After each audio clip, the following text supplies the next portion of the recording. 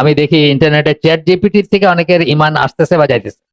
Chat GPT কইছে কোরআন এরকম, তার মানে এটা এরকম, মানে এইটা একটা দলিল হয়ে গেল। ভয়ঙ্কর না এটা? কালকে চ্যাট জিপিটি বানাইছে কে? মানুষ বানাইছে না? আর আলটিমেটলি তো মানুষই বানাইছে। কালকে চ্যাট জিপিটি কোনো কারণবশত বলে যে না না, কোরআনের এই জিনিসটা আপনার ইমান চলে গেল সাথে সাথে।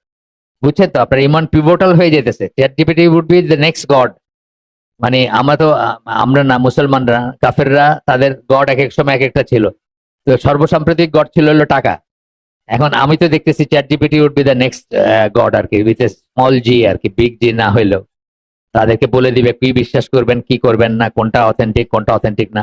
মানুষের দেখি পোস্ট দিতেছে এবং গর্ব করে দিতেছে, দেখছো চ্যাট জিপিটি কইছে কোরআন এরকম, চ্যাট জিপিটি কইছে ইসলাম এরকম। এজ ইফ চ্যাট জিপিটি যদি না বলতো তাহলে ইসলাম এরকম না আর কি। এটা খুব ভয়ঙ্কর একটা খেলা কিন্তু। বিশেষ করে যারা বাচ্চা, যারা কম বয়স্ক, তাদের ওই ইসের উপরে ইয়াকিনটা অনেক স্ট্রং হবে, তাই না?